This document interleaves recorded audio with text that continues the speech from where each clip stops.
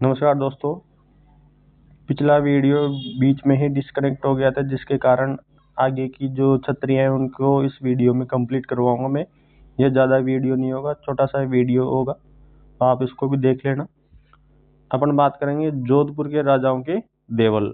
और ये कहा जाता है कि राजकीय शमशान स्थल पर ये स्मारक बने हैं और मंडोर उद्यान जोधपुर में ये स्थित है। आपके मंडोर पुराने समय में मारवाड़ राज्य की राजधानी हुआ करता था, जिसे बाद में सुरक्षा के कारण राव जोधा ने जोधपुर में स्थानांतरित कर दिया था। यानी कहा जाता है कि मारवाड़ के जो शासक थे उनकी जो पुरानी राजधानी थी वो क्या थी, आपके मंडोर। लेकिन जब राव जोधा ने जोधपुर राज्य की स्थापना की थी तो मंडोर से ये राजधानी को स्थानांतरित करके नई राजधानी किसको बना लिए थे, जोधपुर को। फिर आगे कहा गया है कि सबसे बड़ी और सबसे सुंदर जो छतरी या जो देवल है वो आपके किसकी बनी हुई है, महाराजा अजित सिंह की। ठीक है दोस्तों, याद रहेगा। फिर आगे दे रखा है कि मंडोर में ही पंचकुंड नामक स्थान पर राव चूड़ा, राव मालदेव, राव रणमल, राव जोधा और राव गंगा की छतरियां भी बनी हुई है। फिर आगे मैं बात करूं कि यहाँ पर सबसे प्राचीन छतरी राव गंगा की मानी जाती है। राव मालदेव के समय मारवाड़ के शासकों की छतरियां पंचकुंड के बजाय मंडोर में बनने लग गई थी। फिर आगे अपन और बात करते हैं कि आगे जो अगली छतरी है कौन सी है, आपके पंचकुंड की छतरियां। और ये कहाँ पर है, आपके मंडोर जोधपुर में। इनके लिए कहा जाता है कि मंडोर के पास पंचकुंड नामक स्थान पर जोधपुर की जो चार रानियों की छतरियां बनी है। और सबसे बड़ी जो छतरी है 32 खंभों की छतरी, वो जोधपुर की एक रानी है, रानी सूर्य कौरी की बनी हुई है। ठीक है दोस्तों, तो आपको याद रहेगा ये पॉइंट कि मंडोर के पास पंचकुंड नामक स्थान पर जोधपुर की 4 रानियों की छतरियां बनी है। सबसे बड़ी जो छतरी है वो 32 खंभों की छतरी है और ये किस रानी की है, रानी सूर्य कौरी की। फिर इसके अलावा जो नेक्स्ट पॉइंट है इसमें दे रखा है महाराजा मानसिंह की बटियाणी रानी की जो छतरी है वो भी यहाँ पर बनी हुई है। फिर आगे अपन बात करते हैं जो नेक्स्ट कौन सी है अपने, तो नेक्स्ट है अपने ब्राह्मण देवता की छतरी। और ये ब्राह्मण देवता की छतरी आपके जोधपुर के मंडोर, ठीक है, जोधपुर के मंडोर में पंचकुंड के पास में स्थित है। और ब्राह्मण देवता की छतरी लाल बलुआ पत्थरों से बनी हुई है। और ये कहा जाता है ये छतरी उस ब्राह्मण की याद में बनाई गई थी कि जिसने मेहरानगढ़ दुर्ग के तांत्रिक अनुष्ठान के दौरान आत्म बलिदान दिया था। फिर आगे अपन बात करते हैं अगली जो छतरियां है वो कौन सी, अपने कागा की छतरियां। और कागा की छतरियां ये कहा जाता है कि ये जोधपुर से लगभग 5 किलोमीटर दूर स्थित है। इसके अलावा ऋषि काग बसुंडी की तपोभूमि भी मानी जाती है इसको। यहाँ पर ही भगवती गंगा भी क्या हुई थी, प्रकट हुई थी, ऐसी मान्यता मिली है यहाँ पर। इसके अलावा दीवान दीपचंद की जो छतरी है वो भी कागा की पहाड़ियों पर बनी है। इसके अलावा ये कहा गया है कि कागा की पहाड़ियों में स्थित शीतला माता का मंदिर है, जिसका निर्माण जोधपुर के नरेश, और उन महाराजा या नरेश का क्या नाम आता है, विजय सिंह ने करवाया था। तो ध्यान रखना दोस्तों कि जोधपुर के अंदर भी शीतला देवी या शीतला माता का मंदिर बना हुआ है और उस मंदिर का निर्माण किसने करवाया था जोधपुर के अंदर, तो उनका नाम आता है नरेश विजय सिंह। ठीक है, ये नाम याद रख लेना। नरेश बोलते अपन महाराजा को, तो याद रखना महाराजा विजय सिंह ने जोधपुर के अंदर शीतला माता या शीतला देवी का मंदिर का क्या करवाया था, निर्माण। फिर आगे अपन बात करते हैं अपनी जो अगली छतरी आती है उनका क्या नाम है, तो उनका नाम है प्रधानमंत्री की छतरी। क्या नाम है दोस्तों, प्रधानमंत्री की छतरी। ये छतरी जोधपुर में कागा की छतरियों के पास बनी है। महाराजा जसवंत सिंह ने अपने बहादुर प्रधानमंत्री राज कुंपावत की याद में इस छतरी का क्या करवाया था, निर्माण, जिन्होंने उनकी रक्षा करते हुए अपने प्राणों की क्या दे दी थी, बलि। प्रधानमंत्री की जो छतरी है वो लाल बलुआ पत्थरों से बनी हुई है और इस छतरी में 18 खंबे हैं, इसलिए इसे अपन कह सकते हैं 18 खंभों की जो छतरी है वो प्रधानमंत्री की छतरी भी है। इसके अलावा इसमें कहा गया कि यह छतरी जोधपुर के राठौड़ शासकों के प्रति वफादारी और बलिदान का क्या मानते हैं, इसको प्रतीक। फिर आगे अपन और बात करते हैं जो नेक्स्ट छतरी है और वो कौन सी है, 20 खंभों की छतरी। और ये 20 खंभों की जो छतरी है वो कहाँ पर है, आपके जोधपुर में। और ये कहा जाता है कि सिंघियों की छतरी भी कहते हैं इसको। जोधपुर के महाराजा भीम सिंह के दीवान हुआ करते थे अखेराज सिंघवी, इनकी याद में ये छतरी बनाई गई थी, 20 खंभों की छतरी, जो कि आपके जोधपुर में। फिर आगे हैं आसकरण राठौड़ की छतरी। वीर दुर्गादास के राठौड़, जो आपके जोधपुर के अंदर वीर दुर्गादास राठौड़ हुए थे, उनके पिता थे। और जोधपुर के सालवा गांव में ये छतरी स्थित है।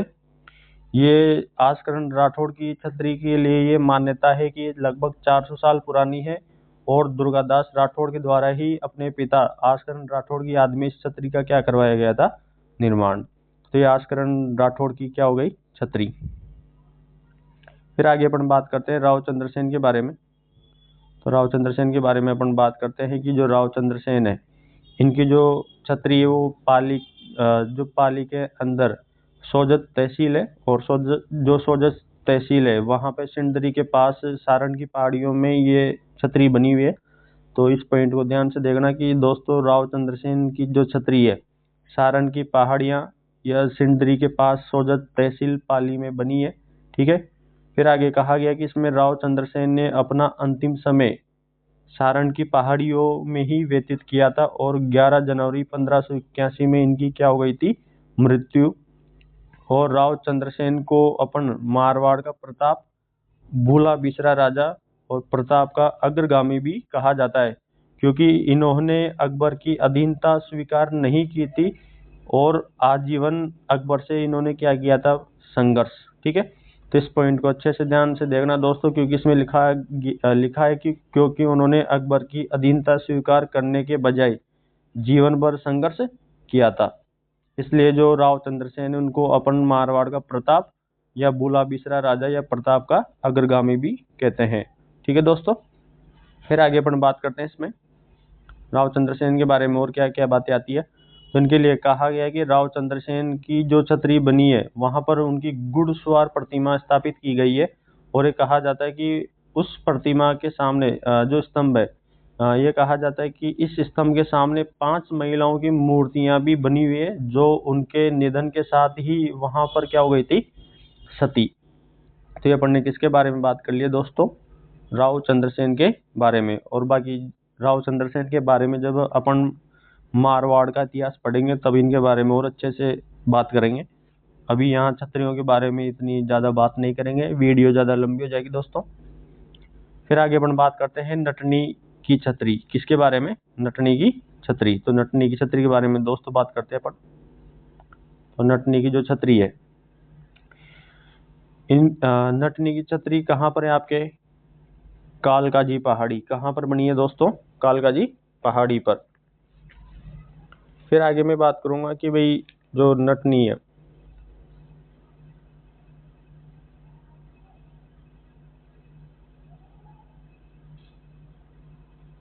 ठीक है। तो ये कहा जाता है कि भाई यहाँ पर जो सबसे प्राचीन माता का मंदिर है वो कालका माता का प्राचीन मंदिर है और एक कालकाजी पहाड़ी जालौर में बना हुआ है। ये कहा जाता है कि ये लगभग 400 साल पुरानी मानी जाती है कि किंवदंतियां, जनश्रुतियों के अनुसार एक नटनी को स्वर्णगिरी की टेकरी से कालकाजी पहाड़ी तक लगभग 500 मीटर की रस्सी पर चलने की चुनौती दी गई थी, जब नटनी 80% रास्ता तय कर चुकी थी और राजा को अपना आधा राज्य खोने का डर सताने लगा था कि अगर नटनी ये ये जीत गई तो इस जो राजा था उसको अपना जो आधा राज्य था वो किसको देना पड़ जाता, नटनी को। तो इसलिए जो राजा को डर सताने लगा, तब कथित तौर पर उस राजा ने इस डर के मारे उस रस्सी को क्या कर दी, काट दी, जिससे नटनी वहां पर गिरकर उसकी मृत्यु हो गई और उसकी याद में यहाँ छतरी बनाई गई, ठीक है। यहाँ वो वहां छतरी बनाई गई, ठीक है, याद रहेगा दोस्तों। तो आपको ये पूरा मैं आपको समझाने के तरीके से बता रहा हूँ, बाकी आपके जो काम की चीज़ जो आपको इतना याद रखना कि जो नटनी की जो छतरी है वो कहाँ पर बनी हुई है, आपके कालकाजी पहाड़ी जालौर के अंदर, ये बाकित में आपको समझाने के लिए बताया था। ठीक है दोस्तों, इसका कोई वो नहीं है। आपको तो भी राजस्थान की छतरियां पढ़नी है, तो आपको कौन सी छतरी कौन से जिले में स्थित है उन इतना ही ध्यान रखना है दोस्तों। फिर आगे अपन बात करते हैं, ये कहा जाता है नटनी के बारे में कुछ नोट लगा के लिखा हुआ हूँ। नटनी का चबूतरा कहाँ पर है? आपके पिचोला झील उदयपुर में। नटनी का बारा, ये अलवर में एक जल संरचना है। ठीक है, ये क्यों बता रहा हूँ दोस्तों, क्योंकि नटनी के बारे में अपन जब मेवाड़ पढ़ेंगे तो वहां पर पढ़ेंगे, लेकिन इनकी जो मृत्यु थी वो कालकाजी पहाड़ी जालौर में हुई थी। तो यहाँ पर इनकी छतरी बनी हुई है, वहां पर उनका चबूतरा बना हुआ है। ठीक है दोस्तों, याद रहेगा, चबूतरा अलग होता है, छतरी अलग है। फिर आगे अपन बात करते हैं दोस्तों, और इसके बाद जो अपनी अगली छतरी है कौन सी अपने महाराव मानसिंह की छतरी। कौन सी है? महाराव मानसिंह की छतरी, और ये आपके अचलगढ़ सिरोही में स्थित है। और ये कहा जाता है कि भाई अचलगढ़ सिरोही में अचलेश्वर महादेव मंदिर के निकट मंदाकिनी कुंड के किनारे ये छतरी बनी हुई है, आपके महाराव मानसिंह की छतरी। फिर आगे अपन बात करते हैं बड़ा बाग की छतरियां, और ये कहाँ पर बनी हुई है? आपके जैसलमेर में। ठीक है दोस्तों, कहाँ पर बनी हुई है ये? जैसलमेर पर। तो इनके बारे में अपन अध्ययन करते हैं। और इनके लिए कहा जाता है कि भाई थोड़ा इसको मैं अच्छा दिख जाए आपको, उसके लिए थोड़ा प्रयास कर रहा हूँ। बड़ा बाग की छतरियां आपके जैसलमेर में, और बड़ा बाग का मतलब होता है कि ये बड़ा बगीचा है। फिर आगे कहा जाता है कि महाराजा जैत सिंह द्वितीय द्वारा 1688 से लेकर 1743 की याद में उनके बेटे या पुत्र महारावल लूणकरण द्वारा पहली छतरी की शुरुआत की गई थी, जिसके बाद ये वंशावली बन गई थी। और कहा जाता है कि पहली छतरी बनने के बाद यहाँ भाटी शासकों के लिए एक शाही समाधि स्थल यानी शमशान बन गया था। ठीक है, तो यहाँ पर जो महाराजा जैत जैत सिंह है, ठीक है, वो जैत्र सिंह अलग है और ये जैत सिंह अलग है। तो उनकी याद में इनके जो बेटे थे लूणकरण, इन्होंने यहाँ पर पहली छतरी बनाई थी, जिसके बाद उनकी देखा देखी यहाँ पे और सारे के सारे जो शासक थे उन्होंने भी यहाँ पे छतरियां बनाना शुरू कर दिया था, और बाद में क्या बन गया था? एक शाही समाधि स्थल। तो अगला पॉइंट ये दे रखा है कि जो बड़ा बाग की जो छतरियां हैं, जो बड़ा बाग है, वो यहाँ पर जैसलमेर के भाटी वंश की क्या मिलती है अपने को? छतरियां। इसके अलावा जो क्षेत्रपाल मंदिर कई स्थानों पर क्या है? यहाँ पर स्थित है। फिर आगे मैं बात करूंगा कि भाई रावल जैत सिंह द्वितीय ने यहाँ 1528 में जैतसर सरोवर और बड़ा बाग का क्या करवाया था? निर्माण। ठीक है दोस्तों, तो अपने को तो याद रखना कि बड़ा बाग की जो छतरियां वो कहाँ पर है? आपको जैसलमेर में। बाकी मैं आपको समझाने की दृष्टि से बता रहा हूँ। फिर आगे अपन बात करते हैं कि भाई जो जैत सिंह है, रावल जैत सिंह द्वितीय की छतरी भी यहीं बनी है, जिसमें महारावल सोडी रानी ऊंट तथा 10 पासवानों को हाथ में जोड़े जमीन पर खड़ी दिखाया गया है। तो ये आपको यहाँ पर ही देखने को मिलता है। फिर आगे अपन बात करते हैं कि अपने जो और कौन कौन सी छतरियां हैं, तो उनके बारे में अपन और बात करते हैं। तो अगली जो छतरी आती है वो आती है पाली वालों की छतरी, और पाली वालों की छतरी कहाँ पर है? आपके जैसलमेर में। ठीक है दोस्तों, फिर आगे आती है मूमल की मेड़ी, और मूमल की मेड़ी कहाँ पर बनी हुई है? आपके लोदरवा जैसलमेर के अंदर। मेड़ी का अर्थ होता है दोस्तों कि एक छोटा महल या रियासी स्थान होता है, और मेड़ी प्राचीन काक नदी के तट पर स्थित है। जो पहले ये मरुस्थल में एक नदी बहा करती थी, काक नदी। ठीक है दोस्तों, फिर यह कहा जाता है कि ये जो मेडी ये प्रेम प्रसंग से जुड़ी हुई है। प्रेम प्रसंग से कैसे जुड़ी हुई है कि कुछ लोक कथाओं जनश्रुतियों में ये कहा गया है कि भाई महेंद्र हर रात को अपने ऊंट ऊंट का क्या नाम है, चीतल पर सवार होकर राजकुमारी मूमल से मिलने के लिए यहाँ आता था, इसलिए यहाँ पर क्या बना दी उन्होंने? मूमल की मेड़ी। और ये कहाँ पर है? लोदरवा जैसलमेर में। ठीक है दोस्तों, तो आप ये मूमल की मेड़ी ढंग से पढ़ लेना कि कहाँ पर है? जैसलमेर लोदरवा में। बाकी आपको ये समझाने की दृष्टि से बताया हूँ। बाकी आपको राजस्थान की छतरियां याद करनी है तो सिर्फ कौन सी छतरी कौन से जिले में स्थित है इतना ही याद रखना है दोस्तों। फिर आगे और बात करते हैं कि अगली जो छतरी है तो उनके बारे में बात करता हूँ आपसे। तो अगली जो छतरी है वो अपने किसकी आती है? वो आती है अपने वीर दुर्गादास राठौड़ की। और वीर दुर्गादास राठौड़ को इतिहास में बहुत याद किया जाता है। जब अपन मारवाड़ के इतिहास पढ़ेंगे तो वहां पर वीर दुर्गादास राठौड़ के बारे में भी क्या करेंगे, बात करेंगे। तो वीर दुर्गादास राठौड़ की जो छतरी है वो आपके कहाँ पर बनी है, उज्जैन मध्य प्रदेश में शिप्रा नदी के तट पर ये छतरी बनी हुई है। और इस छतरी का जो निर्माण है वो मेवाड़ के महाराणा संग्राम सिंह द्वितीय के द्वारा या उनके शासन काल में हुआ था। ठीक है, तो याद रहेगा दोस्तों, वीर दुर्गादास राठौड़ की जो छतरी है वो मेवाड़ के महाराणा संग्राम सिंह के, जो संग्राम सिंह कौन सा, ये एक तो राणा सांगा है जो कि खानवा का युद्ध लड़ता है, एक ये संग्राम सिंह है द्वितीय। तो इसके शासन काल में वीर दुर्गादास राठौड़ की छतरी का क्या करवाया गया था, निर्माण। फिर आगे कहा गया कि इसमें कि जब मारवाड़ के राजा अजित सिंह ने दुर्गादास को राज्य से निर्वासित यानी निकाल दिया था, तब मेवाड़ के महाराणाओं, या जो मेवाड़ के महाराणा कौन थे उस टाइम पे, संग्राम सिंह।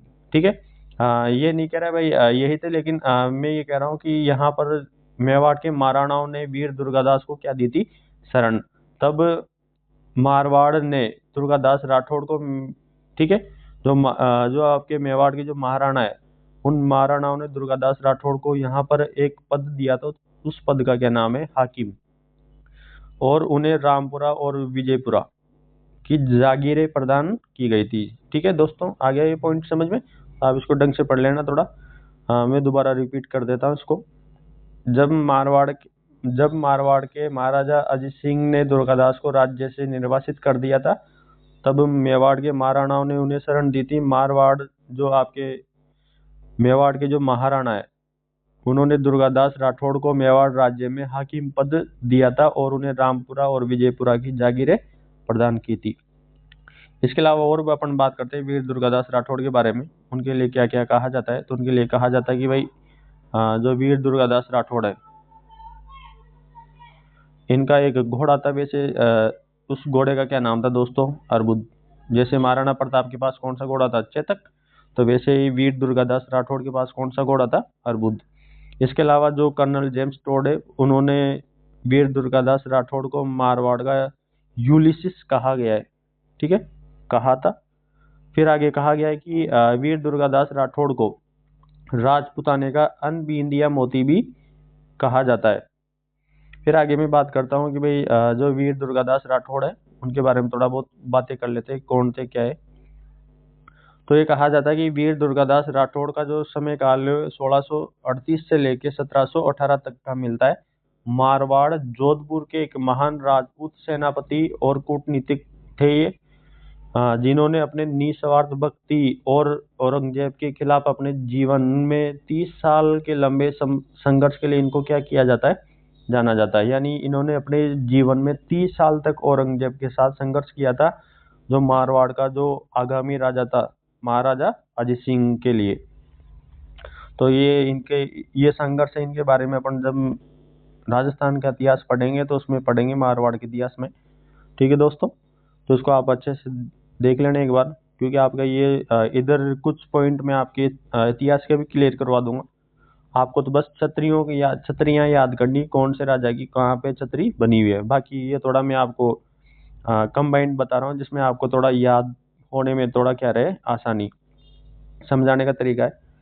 फिर आगे और बात करता हूँ कि दुर्गादास का जन्म 13 अगस्त 1638 को हुआ था। वे महाराजा जसवंत सिंह के मंत्री आस्करण राठौड़ के क्या थे, पुत्र थे। और वीर दुर्गादास राठौड़ को बचपन से ही साहसी थे और एक बार फसल बर्बाद करने वाले जो शाही ऊँटों के जो चरवाए होते हैं उनको चराने वाले, उनको दंडित करने के कारण महाराजा की नजरों में वीर दुर्गादास राठौड़ आ गए थे। ठीक है दोस्तों, तो याद रहेगा, ये पॉइंट भी दोबारा रिपीट कर देता हूँ। दुर्गादास का जन्म 13 अगस्त 1638 को हुआ। महाराजा जसवंत सिंह के मंत्री हुआ करते थे। आस्करण राठौड़ उनके पुत्र थे।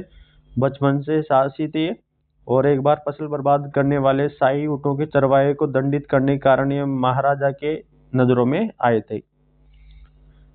फिर आगे मैं बात करता हूँ कि भाई जो आपके आगे क्या हुआ।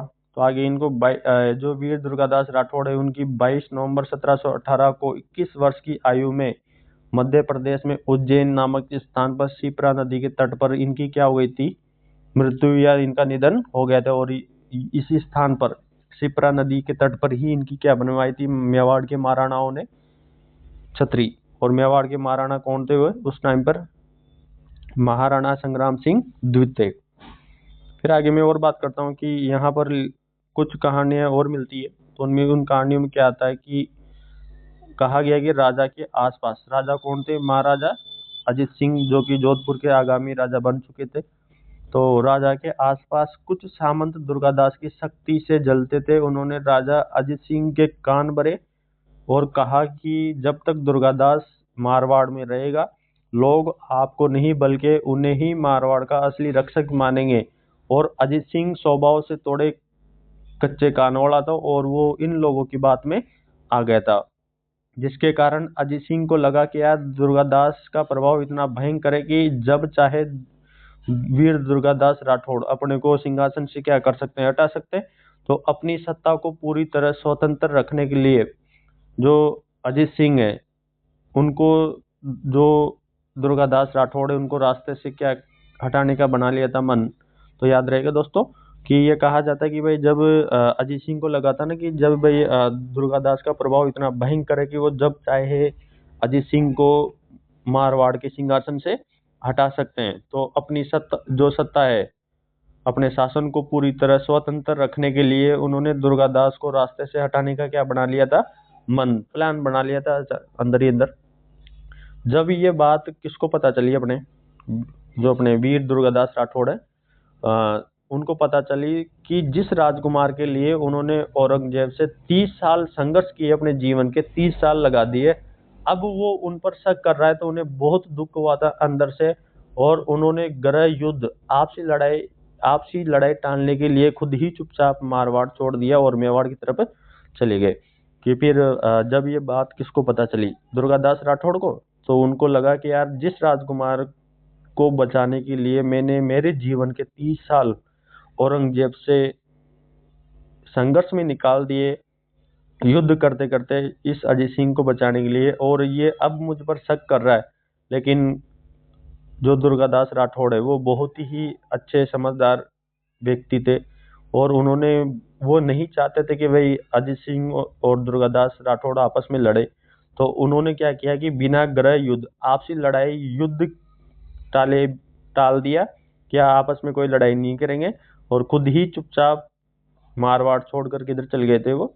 मेवाड़ की तरफ। और मेवाड़ के जो महाराणा है उन्होंने इनको शरण दी और इनको हाकिम का पद देकर रामपुरा की जागीरें दे दी थी।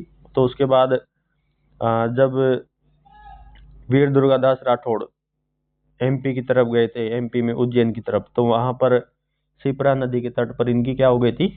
मृत्यु। और वहां पर इनकी क्या बना दी मेवाड़ के महाराणाओं ने? छतरी, महाराणा संग्राम सिंह द्वितीय के द्वारा। तो अपन ने किसके बारे में बात कर ली दोस्तों? वीर दुर्गादास राठौड़ के बारे में। तो आपको सिर्फ इतना ही याद रखना कि वीर दुर्गादास राठौड़ की जो छतरी वो कहाँ पर बनी है। एग्जाम में क्वेश्चन आया हुआ है कि ये छतरी कहाँ है, तो आपको बताना है कि उज्जैन मध्य प्रदेश शिप्रा नदी के तट पर ये छतरी बनी हुई है। बाकी सब राजाओं की जो छतरी है वो आपके मारवाड़ में ही है, लेकिन एकमात्र वीर दुर्गादास राठौड़ है जिनकी जो छतरी है वो कहाँ पर बनी हुई है? मध्य प्रदेश उज्जैन में शिप्रा नदी के तट पर। ठीक है, आगे फिर आगे और बात करते हैं अपने। और लास्ट अपने जो किसकी छतरी आती है? पृथ्वीराज तृतीय। ठीक है, यह पृथ्वीराज चौहान थर्ड की छतरी है, और ये छतरी आपके गजनी अफगानिस्तान में है। यह कहा जाता है कि तराइन के दूसरे युद्ध, और तराइन का दूसरा युद्ध कब हुआ था? आपके 1192 में। क्योंकि 1191 में जो पहला युद्ध हुआ था तराइन का, उसमें तो पृथ्वीराज जीत गया था और मोहम्मद गोरी हार गया था। लेकिन 1 साल का अंतराल आने के बाद ये युद्ध दोबारा होता है, वही जगह, वही शासक। सामने कौन था? मोहम्मद गोरी, और इधर कौन था? अपने पृथ्वीराज चौहान तृतीय। इन दोनों के बीच में घमासान युद्ध होता है, और उस युद्ध के बाद जो मोहम्मद गोरी है उस युद्ध में क्या हो जाता है? विजय। और अपने जो पृथ्वीराज चौहान है वो क्या हो जाते थे इस युद्ध में? पराजित। तो ये कहा जाता है कि तराइन के दूसरे विश्व युद्ध में 1192 में जब पृथ्वीराज चौहान हार गए थे, तो उनको मोहम्मद गोरी पकड़कर कहाँ पर लेके गया था? गजनी अफगानिस्तान में। और वहां पर पृथ्वीराज चौहान को बहुत परेशान किया गया था, वहां पर बहुत उनको यातनाएं दी गई थी और बाद में उनको अंधा कर दिया गया था। और उनकी मृत्यु वहीं गजनी अफगानिस्तान में हो गई थी। और वहीं पर उनकी जो समाधि है, जो उनकी कब्र है, वो गजनी में ही बनवा दी गई थी। ठीक है दोस्तों। फिर बाद में अपने एक बहुत चर्चित व्यक्ति है जिनका नाम है शेर सिंह राणा। वो शेर सिंह राणा ये वैसे तो कर क्रिमिनल थे ये, लेकिन इन्होंने क्या किया था कि ये जब इनको जो जेल से भेजा गया था इनको कहाँ पर, अफगानिस्तान, तो वहां पर इन्होंने पृथ्वीराज चौहान की जो अस्थियां थी वो लाने का दावा किया था और उन्हें भारत में स्थापित करने की बात कही थी। जिससे ये फिर जो ये टॉपिक था दोबारा क्या हो गया था, हाईलाइट हो गया था। तो याद रहेगा दोस्तों कि पृथ्वीराज चौहान थर्ड की जो छतरी है वो गजनी अफगानिस्तान में बनी हुई है। तो इनके बारे में अपन याद कर लेते हैं। क्या लिखा हुआ है देखते हैं इसको, कि पृथ्वीराज थर्ड की छतरी गजनी अफगानिस्तान में तराइन के दूसरे युद्ध, और युद्ध कब हुआ था आपके 1192 में, के बाद में पृथ्वीराज चौहान को गजनी अफगानिस्तान ले जाया गया, जहां उन्हें यातनाएं दी गई और अंधा कर दिया गया था। और अंत में उनकी मृत्यु भी वहीं हो गई थी, जिसके बाद उनकी समाधि जो कब्र है वो गजनी में ही बना दी गई थी। फिर इसको थोड़ा इंपॉर्टेंट याद कर लेना, थोड़ा करंट की वजह से। 2000 के दशक में शेर सिंह राणा नामक व्यक्ति को अफगानिस्तान जाकर पृथ्वीराज चौहान की अस्थियां लाने का दावा किया और उन्हें भारत में स्थापित करने की बात कही थी, जिससे ये विषय फिर चर्चा में आ गया था। तो ठीक है दोस्तों, तो आपके राजस्थान की छतरियां मैंने करवा दी। वैसे तो ये एक ही वीडियो था, लेकिन उस वीडियो में कुछ टेक्निकल इश्यू आने के कारण वीडियो बीच में कट हो गया था, तो ये दूसरा वीडियो बना के अपलोड कर दिया। इसमें राजस्थान की पूरी छतरियां करवा दिया। तो आपको जितनी भी छतरियां दे रखी है, स्मारक है, वो आपको सारे के सारे याद कर लेना, कौन सी छतरी कहाँ पर बनी हुई है। ठीक है, बाकी आगे मिलते हैं नेक्स्ट वीडियो में। Thank you.